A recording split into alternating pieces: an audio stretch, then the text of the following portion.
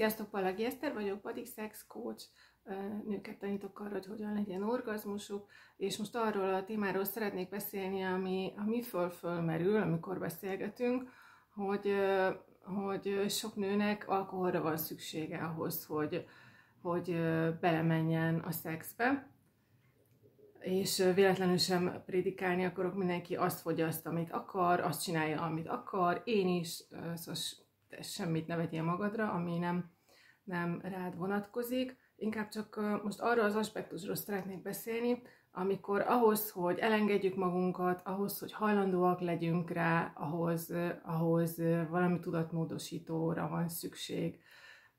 És előfordul az, hogy férfi partnereink itatnak minket, hogy több kedvünk legyen a szexhez. De hogy a szex ugye arról kéne szóljon, hogy jó nekem, amit csinálok, jó az a játék, jó az a kapcsolódás, ha magammal vagyok, akkor élvezem azt, amit csinálok, és egyáltalán nem mindig tűzijátékszerű, gyönyörű élmény a szex, meg kell érte dolgozni sokszor, de hogy semmiképpen sem szabad fájnia, se testileg, se lelkileg, se kellemetlennek lennie, úgyhogy nem érdemes ezeket az érzeteket, érzéseket kikapcsolni az alkohollal. Sokkal érdemesebb megtanulni azt, meg kikísérletezni azt, hogy mi a jó nekem, mi esik jól, mit akarok és mit nem.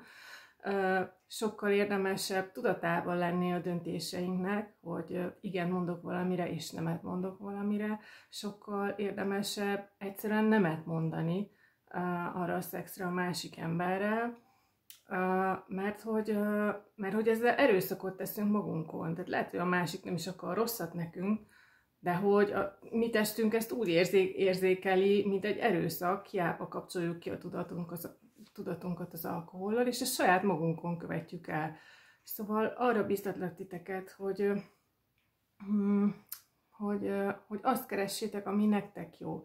És ezt érdemes magunkon kikísérletezni, és magunkkal abban a jó viszonyban lenni, ami nem mindig egy rózsaszín viszony, nem mindig minden esik jól, nem mindig van kedvünk masturbálni, nem mindig van kedvünk szexelni, nem minden orgazmustól szakad le a menny, tehát, hogy ez nem így működik, de nagyon érdemes azt kikísérletezni, és hallgatni a saját érzeteinkre, érzéseinkre, és csak azt tenni, ami jól esik. És a partnerünknek is egy jó visszajelzés lesz, ha valamire nemet mondunk. Úgy fogja elhinni, amikor igent mondunk. Ha mindig mindenre igent mondunk, nem fogja tudni, hogy mit akarunk és mit nem. És ugyanígy saját magunkkal kapcsolatban is érdemes megtenni ezt a bátor lépést, hogy józanul hozunk döntéseket magunkról, és józanul nemet mondunk.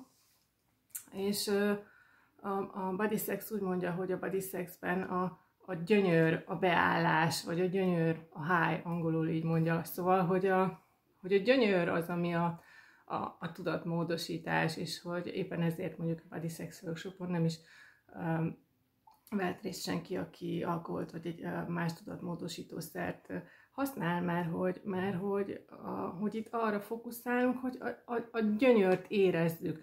És ugye nem mindig a tűzijáték jön, és nem mindig az extázis jön, a pici gyönyört érezni. És ez abból indul, hogy igent és nemet mondok arra, ami nekem magamnak jól esik, és érdemes ezt egyedül csinálni. Szóval tök rémisztő valaki mellé beülni a kocsiba, és elkezdeni vezetni, úgyhogy egyébként nem tudunk vezetni. Tehát lehet, hogy tényleg akkor jobb oda se nézni, és kikapcsolni az agyunkat, mert hogy túl kell rajta esni. De ne legyen a szex ilyen, jó? Szóval, hogy tök rendben van tanulni, és kísérletezni, és kezdjük magunkkal, kezdjük felfedezni magunkat, megismerni magunknak, hogy a legállandóbb és leghosszabb szexuális kapcsolatunk saját magunkkal van, magzatkorunktól kezdve halálunkig. Úgyhogy ez az elsődleges kapcsolat, amit érdemes ápolni, és aztán amikor és akit akarunk, azzal majd kapcsolódunk, azzal majd szexelünk. De hogy fontos, hogy ez a mi döntésünk legyen, és hogy azt azért tegyük, mert az jó nekünk, mert abban örömünket leljük, vagy izgalmunkat, vagy konszenzuális alapon használjuk a másikat, vagy egymást ebben a játékban. Röviden ennyi.